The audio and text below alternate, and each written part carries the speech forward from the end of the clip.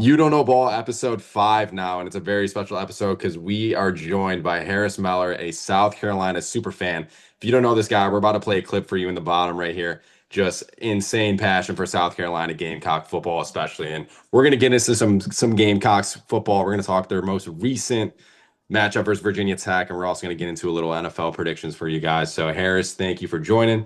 Excited to talk some ball. So. We're going to get right into it. So, as we saw on Sunday, we had the South Carolina Virginia Tech. We also watched Notre Dame Miami. I got to say, so LaNorris Sellers, he is must-watch television in my opinion. You saw with some of the plays that he had. I mean, that third down run, able to stay on his feet, get to the sideline, stay in bounds. Like that was one of the most craziest plays that I saw all weekend. He's legit. So South Carolina with that win right now is ranked number 10 in the country. Do you think that is accurate position? Should it be higher? What are your thoughts on that? Yeah, so like based on where they came out originally, I mean, originally they were the number 12 or 13 team in the country.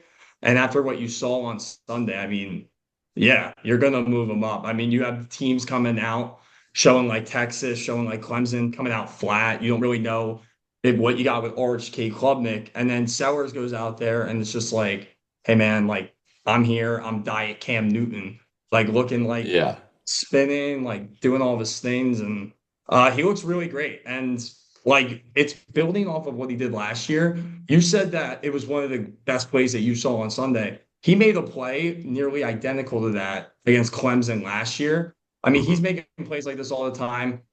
I've seen a lot of Anthony Richardson comparisons with LaNorris Sellers, which I personally just don't see at all. I mean, Richardson, one, he played like 8 games in college, Right. right?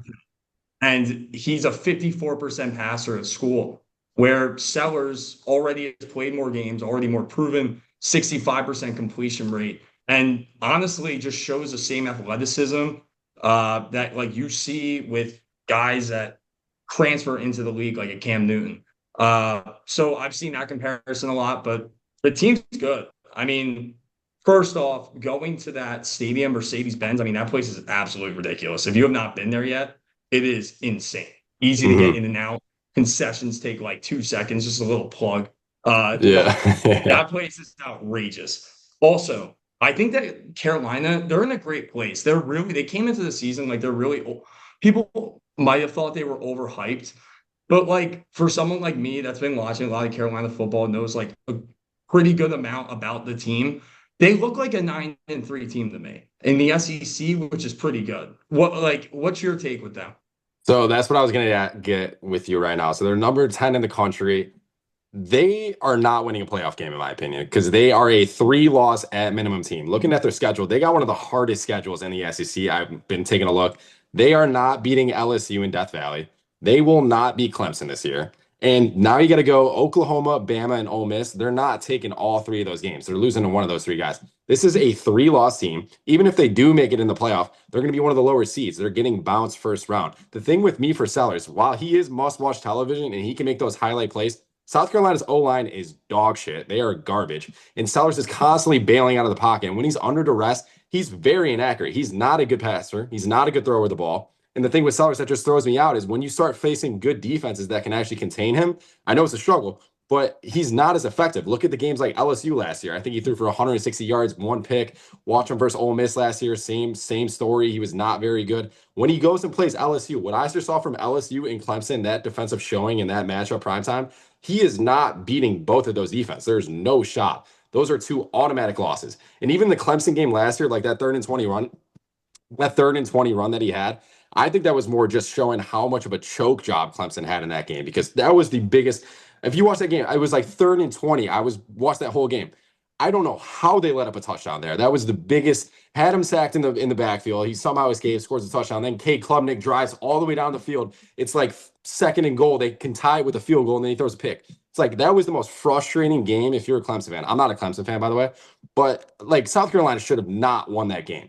I was very blown away by that. But my point is here, this is not a legit playoff team. I don't think South Carolina is going to make a deep run outside of Dylan Stewart. I know they got a good corner in Kilgore. Outside of those two guys on defense, they're a bunch of filler players. This is not a playoff team. I don't even see them winning a playoff game. I will say, just to combat that a little bit. keep an eye out for guys like Fred Johnson, new linebacker at South Carolina. He was unbelievable the other day. And I was hitting golf balls the other day, and there must have been a coach next to me at the driving range saying that he could be the best linebacker they've had since Sky Moore, who was fantastic at South Carolina. NFL prospect, keep an eye out for him. And going back to what you said before about like the Clemson game and LaNorris Sellers, like just showing that, that play against Clemson was just a choke job. Well, it was a choke job because he put on the Superman cape and ran in for 21 yards on 3rd and 21, and Klubnik stinks on ice, so he threw a pick. And when Klubnik plays SEC teams, he looks like he should be a Chipotle worker. Like it doesn't really work out. So going back to your point, yeah, winning at Death Valley, I mean, oh my God. Like I don't know if the Saints can go do that right now. Like, you know what I'm saying? No. But like No.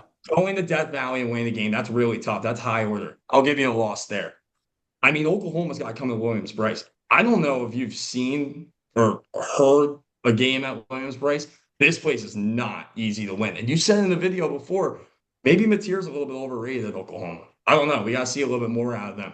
Yeah, we got to see him play good opponents for sure. Yeah, we got to see that. We'll see that this weekend with a Michigan game. Also, right. Alabama. I mean, what's going on with that? They got to come to our place too. And with Clemson, like we're home against them, and Klubnik against the SEC stinks. So, like, I'm just saying, look, they're a 3-loss is probably the most realistic. But what I'm saying is when you have a quarterback like Sellers, the offensive line needs to improve. The interior offensive line, 100%. They need to establish a run game. But also it's the first game of the season. Like no one really looked great. Even Ohio State, who beat Texas, like they still got to work a little bit. I mean, they got a whole new quarterback there that threw for like 180 yards or something. And everyone's like, oh yeah, he played awesome. I mean, it's tough week 1, man. Like these guys will have a preseason. So from what I saw, it was pretty good. And I was happy with it. And with Mike Shula and Sellers and their second year together, like they're gonna build that. And it's gonna look really good. Look out for South Carolina. That's what I'm saying. Yeah, I mean that's a fair point. I think that having them as a 3-loss team is probably the most realistic option for them. But the thing with it goes back to South Carolina's defense. I know you brought up that what's his name, Warner, linebacker. Yeah, the linebacker Fred Johnson. Fred Johnson. Confused with Fred Warner, Niners. I'm gonna put your name. But I just keep that name in your head. It's gonna come up. South Carolina. It looks like they're going to be 5-0 to start the season, and they're going to play at Death Valley. And that game might have top 5 implications. That name's going to be brought up a lot. So you guys are going to hear them. Yeah, that's fair. But the thing that I was going to say with South Carolina is their defense, I feel like there's a huge gap between a defense like them and a defense like Clemson and a defense like LSU. Even Bama, I know Bama looked terrible on the field versus Florida State, but I still think that they're going to pull together. I mean, they're still a very talented core. I think they were just coming out slow, sloppy, whatever, for whatever reason. So I think with South Carolina, it's just is Sellers the type of guy? Because if they get down a lot and it's a tough game, like is he really the guy that can go play hero ball and throw the ball like 300 yards? I mean, he can run around a lot, but if teams go and contain him, is he going to be the guy that can start putting up playing from behind? I don't think he really can. Is he that guy? He's that. I'm telling you. Like, and again, like you got week 1 Sellers. You got to let this guy. It's like a flower, man. You got to let this. You got like. He's going to grow throughout the season. Last year, he just got better and better and better. And the sky's the limit for the kid. Every week I look forward to 2 things. I look forward to watching the Birds. I look forward to watching LaNorris Sellers play football. And this week I get both those things. And I'm just saying, man, like South Carolina's a team to watch. I'm not guaranteeing a national championship or a playoff berth, but they're going to be frisky all year. So yeah. And then one more thing before we go in the NFL. Do you think Sellers is a top 10 draft pick? I know that there's some mock drafts going on that he's going to be the second quarterback taken. Oh, yeah. Is he a top 10 pick? Now that we've established, it's funny, like talking about going back to not to bring this back to Arch Manning, but it was funny with Arch Manning. People were already saying like the Cowboys traded Micah in order to, tank for Arch. Like, could we let Arch Manning play like 1 game before we just like rule him as like the best thing ever? And then he plays a game and everyone's like, oh, he's horrible now. So like there's 2 complete sides to it where you're like, all right, everyone needs to take a deep breath. So like, do I think LaNorris Sellers is better than Arch Manning right now? Yes, I do. Do I think he's better than Nussmeier? They're 2 completely different players. It depends really what you want. But like A top 10, yeah. I mean, with quarterbacks being, the cream of the crop and being as important as they are now, I think he's definitely like a top 10 pick, barring any injury or any dramatic fall off that I don't see coming. Yeah, bro. I mean, I see it. I can definitely see him. He's got the talent wise. I'm sure he's more. He's not. I wouldn't say he's a project quarterback, but definitely when he gets to the NFL, there's some stuff that he can tweak and obviously improve on. But he's definitely a guy that a team is going to want to take that chance on and see if he can develop. So it'll be interesting to see. Is he draft eligible next year, by the way, or is it? He's a redshirt. I'm pretty sure. I'm pretty sure. I could be wrong. I'm pretty Okay, sure he's draft eligible this year. He's a this redshirt year. sophomore. I'm not sure what the redshirt rules are with everything, but Okay. like he's being mocked by like Field Yates and those guys. So like Yeah. we'll see. Yeah. Okay. Yeah. Yeah. Interesting. But yeah, it'll be interesting to see that. I know that you mentioned that you are a Birds fan. So getting into that, we got the week one of the NFL tomorrow. Like this feels like Christmas. And we got the NFL back, Cowboys, Eagles, division rival. What other way to start it? It's definitely, if you look at Vegas, though, they're seeing Cowboys as 6.5 point underdogs. Is that too high of a line? I'm not so sure because when I look at the Cowboys team, they are a new high-powered passing offense. Okay, you brought in George Pickens. CeeDee Lamb has been cooking the Eagles secondary his entire career. I don't think there's a guy on the Eagles that can guard him. Quinyon Mitchell, I know he had a great rookie year, but if you put him matched up on CeeDee, I don't think he's winning that matchup. And then you better hope that the Eagles have DeGene on Pickens because if there's anyone else in that secondary that tries to guard Pickens, especially in the other opposite of CeeDee, he's cooking. Dak is throwing for 350 yards easy. I see this Cowboys offense moving the football very well. I think their running back room is honestly slept on. Bringing in Javonte Williams and they got a couple other guys in there. I think they can move the football. Eagles lost a lot of guys on defense. They lost four of their top guys: Josh Sweat, Montez Williams. They lost two guys in the secondary: Darius Slay and C.J. Gardner-Johnson. Like they lost some. Obviously, they got some key pieces still there, but this is not the same dominant Eagles defense that we're going to see this year. And that's why I think the Cowboys honestly could shock some people. I'm not saying they're going to win, but obviously when you see a lot of those teams on the Super Bowl hangovers, like it's a real thing. I feel like a lot, especially being in a division matchup like this, these are usually tight games. And I think that it's going to come down to one or two plays that really keep it close. But I would not be shocked if the Cowboys upset. And I do think that they do keep this game close. Am I delusional right here? I don't think so. But what are your thoughts on Thursday night? You're delusional. My thoughts are, yeah, Dak typically has his way with the Eagles. That is true. But a lot of people forget that like we don't know what Dak is coming out right now. I mean, Dak's calf was basically off the bone after last year's injury. Like, are we sure that he's going to be the same Dak Prescott? I mean, this is his second big injury. He hasn't played since like week 5 of last year. Mm. And now we're throwing him in a situation where the team morale of the Cowboys, I mean, with Jerry Jones doing what he's doing, do they even think they have like a purpose of this season?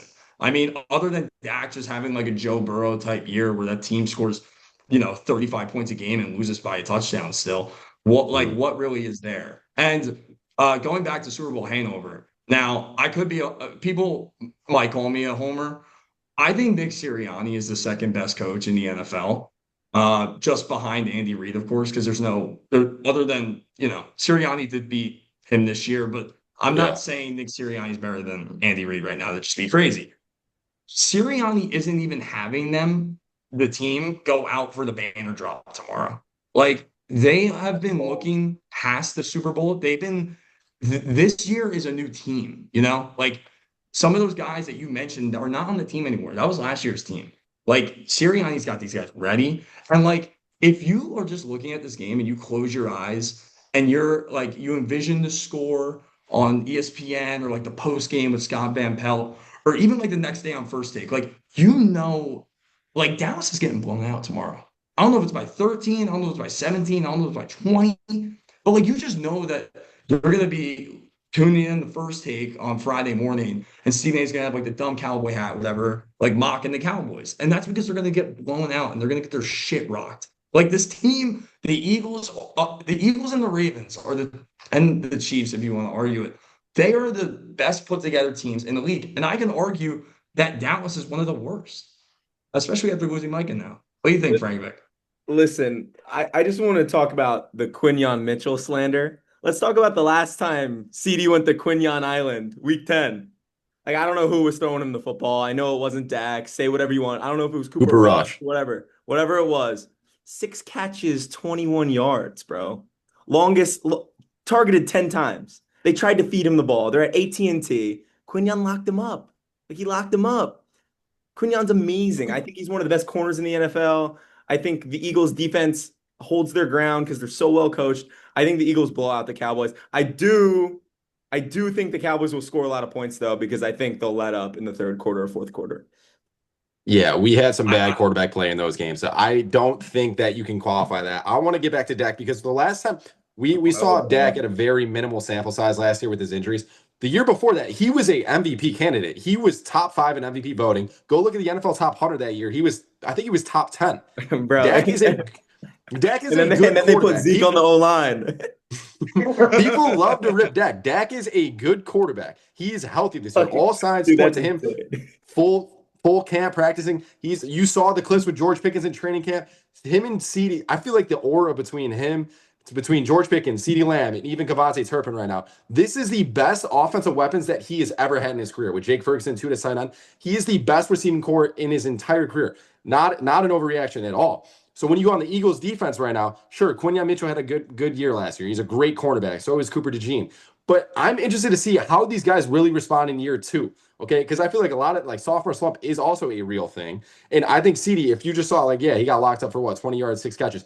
That also gives him more of a motivation to go and burn him. Because again, CeeDee, look at his stats his entire career for the Eagles. He has usually been putting numbers up. And when he's got his quarterback back now, I think that the Cowboys are going to come out just on fire. They're pissed off. I mean, obviously they had all the drama with Jerry Jones. Micah Parsons gone.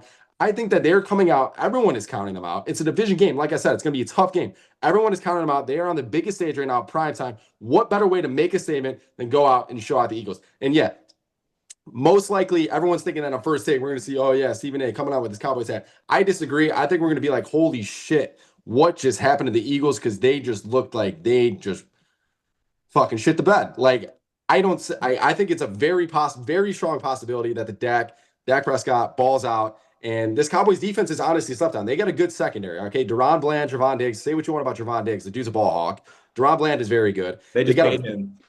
Yeah, they did just pay him. And they got a good D-line. They got a pretty good D-line. Linebackers are shaky, but they got a good D-line. I think they can stop the run. Saquon is obviously the best running back in the league. But they can do what they can. If they plug some holes, limit him as much as possible, this offense is going to keep scoring points. It's going to keep scoring points.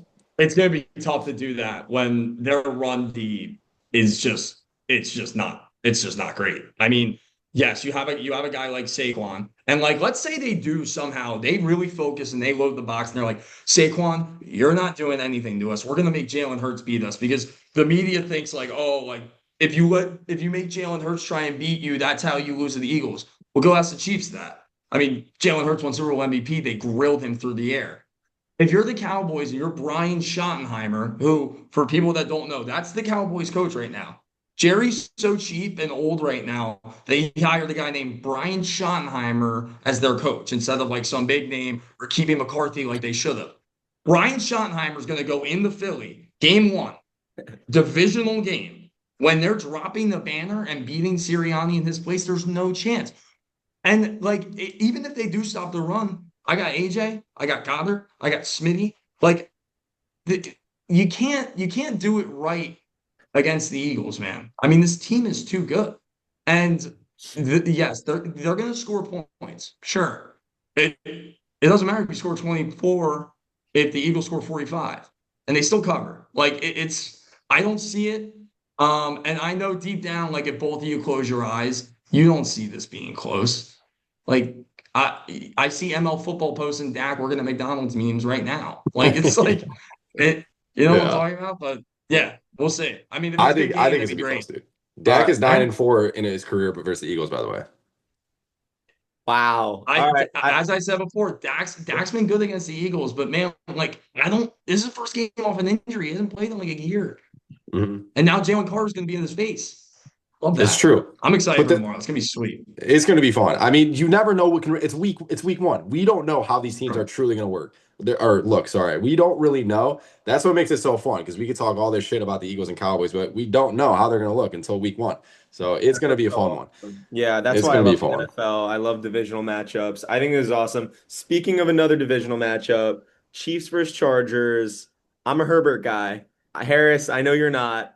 I think Herbert's a stud. I think he's an awesome passer, and I think he can go in and beat the Chiefs. What do you think? So I found an interesting stat with this game.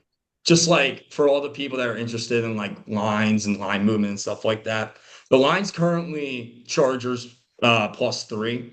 Herbert as a +3.5 dog plus is a cover machine. He's 11-2-1 against the spread when it is 3.5 or more points. He typically plays up the competition, but again, as you mentioned, I mean, I just don't trust Herbert in a big spot. But I mean that if you're looking at a spread pick, if it gets up to 3.5, I might flirt with it. Yeah, I like the hook there too, because the Chiefs love keeping it close. They love keeping it close, no matter who it It's is. so it's so weird though. Like the fact that like it's like, all right, AFC West divisional game. This game could determine tiebreakers or whatever. Go to Brazil and play it. Like, what are we Yeah, doing? what are we doing? And then you lose a home game, like as a team, as a coach, how do you like I wouldn't be able to sleep at night knowing my home game's in Brazil on a rugby pitch.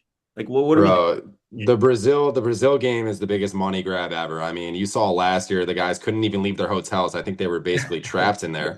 And the playing conditions too that I saw on the field last year, they were terrible. I mean, on the sidelines, I think there were guys were tearing up their cleats. They had to change cleats at halftime. Like it's the biggest money grab ever. It's all just I know Roger Goodell wants to just, branch out to different countries and try to make the NFL this most global enterprise. But it doesn't make sense playing in Brazil. I mean, plus real NFL fans are in the United States. If you're a Chargers I mean, can't really count the Chargers. They just moved to LA. A lot of their fans are fake. But like a Chiefs fan, like They're AI fan. they literally are NPC AI fans. But like Chiefs open tonight, if you had that game in Arrowhead, that place is sold out. It's a big crowd. Like The 6 point I think spread. yeah, like dude, if you're gonna do a Brazil game for it to be on Friday, week 1, doesn't really make sense in my opinion. But hey, I don't know. But like, going back to Justin Herbert, like I said, watching him in the playoff game, he's a regular season machine for sure, but chokes in the playoffs. He usually does keep it tight with the Chiefs, so I will say the Chargers aren't counted out, but I think the Chiefs are going to come out this year just on another level. I think they're pissed off from last year, getting embarrassed in the Super Bowl. Everyone's been ripping Patrick Mahomes all off season. Mhm. Travis Kelce, as much as I love to say that he's washed, he's got one final ride. I also think if you want to talk about the NFL storybook ending, okay, Travis Kelce and Taylor Swift just proposed. There's rumors Taylor Swift's performing at the Super Bowl. Like, what other way to do that? They want to get Chiefs back in there. I think the Chiefs are going to have a very good year on another level. Patrick Mahomes, too, from like a fantasy perspective, stat perspective, he was not good last year. He was one of his worst years. I think that's also playing a factor, but I think the Chiefs get it done here. I don't really like how Chargers defense has been playing. I think that last year, if you look at their good stretch that they had, it was against a lot of bad quarterbacks, a lot of backup quarterbacks. Okay, Khalil Mack is aging. They lost Joey Bosa. I know Bosa's kind of sucked since like 2022, but they're losing a lot of guys in the interior D line too as well. So they're relying on some young guys in there. And they're going to be a running football team, but they also just lost Rashawn Slater. So how much is that going to be a factor in there? I think Najee Harris is playing tomorrow, so that's going to be a name to watch. Go. But the go, I mean, I don't know about that statement, but I do like Amari and Hampton. He's probably going to take a couple games to really get going. So I just don't see the Chargers winning in this opening matchup. I think the Chiefs are built for it more, and I think they're going to come in with a better mindset. Yeah, Can I like we that. can we I like make that. can we make like an amendment that Justin Herbert needs to do something and not throw like 5 interceptions in this year's playoff game in order to say he's like really good? Mhm. Like again, like people at home, like Frank Vick knows, like they all call me homers because I'm a big Jalen Hurts guy. Mhm. I mean, he's got a ring now. So like Yeah. all the Herbert Jalen Hurts comparisons can chill until Herbert, beats the Texans in the wild card. Like, can we please just can we get the Herbert like Hall of Fame? Like let's Dude, relax. Hall of Fame is crazy, bro. These Herbert Glazers are insane. Never won a playoff game. Choked in every playoff. I mean, you saw the Jaguars game. Like, Yeah, that was It's that's brutal. unreal. it's the Unreal. greatest What was the score? Was hypothetical. that was that like Dude, 31-7? they were up like It 27 to was 0. 27 nothing. Yeah. It was 27 nothing. And Brandon Staley and Herbert decided to take a nap. And then Trevor Lawrence goes in there with Dougie P. Bro, what does that Brandon Staley mean? Remember the classic one like Ghetto Gronk would always post? Oh my God. What is that one in the locker room, bro? He was like, it was like him talking in a locker room. It was like getting yelled at by your dad. Hey, like you're just was anybody there. surprised about what happened? Yeah. That's good. That's good stuff. Yeah, dude, Brandon Staley's biggest meme, but where is he right now? Where's Brandon Staley? Dude, I have no idea. He cannot be in the NFL. I think he had one of the worst coaching runs in the history of the league. Like, I would go on Instagram every single morning and just see a Brandon Staley meme post, like after every single Chargers loss. Dude, Chargers blow a 30-point lead. Was anyone surprised about what just happened? Literally all the time. It was he got clowned. I think he's the defensive coordinator for the Saints now. So that should be a fun job. That's an awesome job. Very fun. Great job. Go be fired. Team that's not being LSU.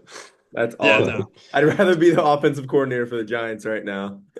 Dude, you want to talk Giants football. So I'll talk Giants football. So our next topic that we wanted to get into, we wanted to each give one bold take for week 1, just entering the full season. And so my bold take for this week is the Giants are going to upset the Commanders.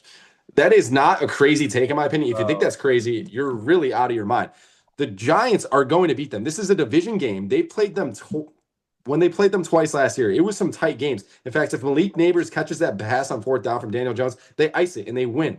This Giants defensive line is the best defensive line in football. Best defensive line. You drafted Abdul Carter to pair with Brian Burns, to pair with Dexter Lawrence, and you got Kayvon Thibodeau. This is the best line. They are built to contain Jaden Daniels, built like no other team. The Commanders have no run game. All this Jacob Kroski-Merritt preseason hype, I am not a buyer. We got to see him not play against plumbers. Okay, Austin Eckler, UNC status. He's not doing shit. Okay, and Terry McLaurin hasn't been at camp. Is he going to be in football shape right out of the gates? I don't think so. And Giants secondary is also very good. They had some underrated signs. They brought in Javon Holland at safety. They brought in Paulson Adebo, very underrated. I think they have a really good defense this year. Looking at Russell Wilson, he had a very good stretch with Pittsburgh. When his O-line collapsed, yeah, he wasn't very good. But I think this Giants O-line will buy him enough time, especially against this Commanders team, that their one weakness is pass rush. So I think he's going to have enough time to throw the ball, hit Malik Neighbors, stud. And Darius Slayton is also a very underrated receiver. So I think the Giants do get it done in week 1. And this Jaden Daniels Commanders fall off is going to feed families because I think they are not going to have a great year. I'm with you. I also think the Commanders, man, like a 31st ranked defensive line. 6 of the last 7 times the Giants went into Washington, they beat them. 6 out of the last 7 times the Giants went to Washington, they covered. Like, it's a lot of points. It's a lot of points. Harris, what do you think about the spread? Yeah, I mean, as an Eagles fan, it pains me to take a side. The way the spread looks right now, it kind of screams at you to bet the Giants. I just don't know if I can trust Russell Wilson like early on in the year. And I almost think that like the money's come in on the Giants so much that it low-key might be good to side with the Commanders here. I mean, they're the better team. You know that. Everyone's already crowned like Abdul Carter, like the best thing ever. What if he's not? You know, he was getting pushed around by like a backup fullback or whatever. Like, you don't, but I will admit, like, I could see the Giants covering the spread. What is it, 6, 5? I think it's 6.5. Yeah. That's a lot for a divisional game. Yeah, I don't mind that. I don't mind that take. Yeah, it blows my mind how it's actually that big of a spread. I think that people are just riding the Commanders so high right now, and I don't get it. I do not get it. Yeah, and I don't get it twisted. This Giants team is not a good football team. Yeah, their defense is legit though. I think their defense is legit. Yes, this is a defense that stacks up with the Broncos. This is a defense that stacks up with the Chiefs, with the Eagles, with the Texans. Like, this is a top 5 defense, but this offense is abysmal. Like, we talked about the Jackson Dart versus Russell Wilson. It's piss for shit, Sam. Like, what are we gonna do? He's throwing deep balls to Jalen Hyatt. Like, that guy, Let Russ cook, bro. Chipotle in 2 years. It was Bo Collins, bro. Plastic in 2 years. It's sad. Like, yeah. And like, shout out all our Giants friends at home. Harrison, your dog's name's Barkley still, so that sucks. Yeah, you might want to change your dog's name. Guys, I got 5 games that I want to go through with you. I want to see your takes on each of these. Let's go. I don't know how much time we have. We might not have a ton of time. So just like run through it. Spark notes, Blazing 5. Blazing five, my five best bets. If you do it, you're going to win money. I'm going to run through them right now. Number one, I got the Browns +5. Okay. Divisional dogs in week 1 are 23-7 against the spread since 2010. Home divisional dog. I'm taking the Browns there. Flacco mania. Number two, I like the Raiders +2.5 against the Patriots. I think the Patriots are overrated as shit. Drake May the is challenge flag. Drake May was 1-9 last year. Why is he a favorite against Bill Belichick, Geno Smith, Genti, and Bowers? It doesn't make any sense. I don't get it. Also, Pete Carroll. Oh, I might have said Bill Belichick before. It's Pete Carroll. Pete Carroll on the Eastern time zone is 20-9 outright.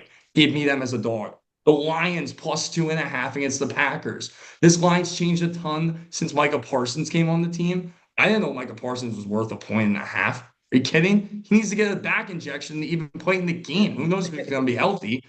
And also, Dan Campbell was 11-3 against the spread in September. That's all I need to hear. Go for it all you want, Dan. Let's do it. Number 4, the Dolphins in a pick'em.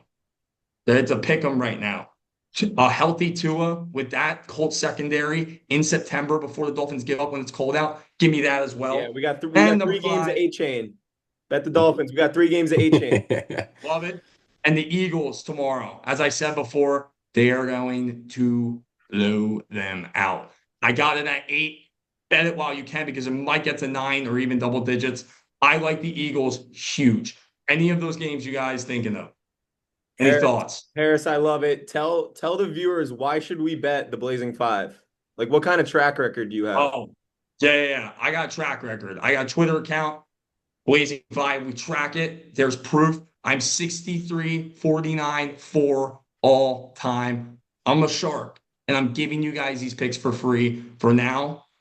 And let's have a year. We're ready. That's a hot one. Hashtag that's what you do whenever you get a question right. Whenever you get a game right, you scream, "That's a hot one," because that's the catchphrase, and we're gonna win some money this year. Hashtag that's a hot one. Dude, you said a lot there. I kind of agree with you though. I think that the Browns I hate Joe Flacco, dude. I can't believe he's gonna be the starting. I can't believe he's still starting quarterback in the NFL. There are people that hate Flacco? Bro, because you watched him in the Texans game 2 years ago in the playoffs. The biggest fumble, like how is he able to stay on his feet? Even the Colts last year, when everyone was debating him and Anthony Richardson, it was no brainer. You can't put him in an NFL football game at this point in his career. You cannot. So that throws me off. I know Bengals defense is trash. I know the Browns got a good defense, so that's why I do kind of get it, especially with everyone probably hammering the Bengals. So I'll give you that one. I do like the Dolphins as a pick 'em. I think Tua is very underrated. When he's healthy, if he can stay on his feet and doesn't get knocked down, yes, he's a good quarterback. I think Tyreek Hill is a huge buy low candidate this year. I disagree with you on the Cowboys Eagles. As far as the Raiders Patriots, that's an interesting one to me. I mean, I'm not a huge Geno guy. I think that they do have some good weapons around him to like kind of mask his flaws a little bit. He's a very turnover prone quarterback. He's not very mobile anymore.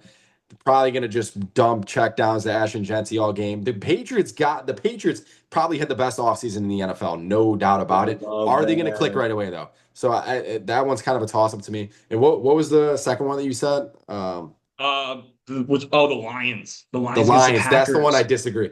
I totally disagree with that one. I think that in Lambeau, okay, Packers lost twice to the Lions last year. They are getting Micah Parsons on the team shows to me that this is a win now team. They are all in for the Super Bowl. They are going to come out as hot as can be, pissed off about last year. Lions got 2 new coordinators. I love Dan Campbell. He's a great coach. But offense and defense coordinators, that is a huge deal to me because that is going to dictate what kind of stunts and schemes are you throwing against Jordan Love.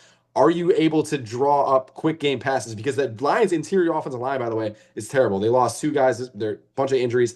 Also, so the Packers are going to bring a lot of pressure on Jared Goff. I know he's had history in Lambeau being very good, but are you going to be able to dial up these quick game passes to get the ball out of his hands? Because the Packers got a really good front seven. They got a great front seven. They got Xavier McKinney in the back. I think that they slow down this game as much as possible. And I love Jordan Love. I think Jordan Love gets so much unnecessary hate. He's got probably the most arm talent in the NFL. Okay, the receivers had some drop issues. I'll give you that. But I think that plug it. They're a run-first football team. They're going to ground and pound with Josh Jacobs. Really good at play action, going attacking vertically to Tucker Kraft. They brought in Matthew Golden from Texas. He's going to be a stud. I don't know if Jaden Reed's playing this week. He's also a very elusive guy. So I think that they got the weapons to do it. I think that they're going to come in pissed off. Dan Campbell's had LaFleur's number in the past, but I think that changes. I think the Packers are all in the Super Bowl, and they are bought in.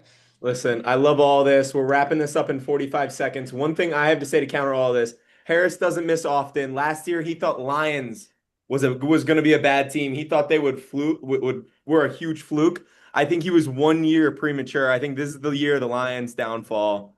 I think they're done. Like, maybe they'll win this week. Can I scare you guys real quick? Jared Goff 8-0. Jared Goff is 8-0 against the spread in week 1. 8-0. About to be 8-1. And now the money is moving towards the Lions. I'm telling you, ride the Blazing Five. We'll all be good. We're all gonna make cash. I appreciate you guys having me on. This was a great time. Hope we can do it again. Thank you, guys. Yes, it was awesome. Yeah, great. This was awesome. Great episode. Remember, you don't know ball, but we do. #that's a hot one. Thank you, guys.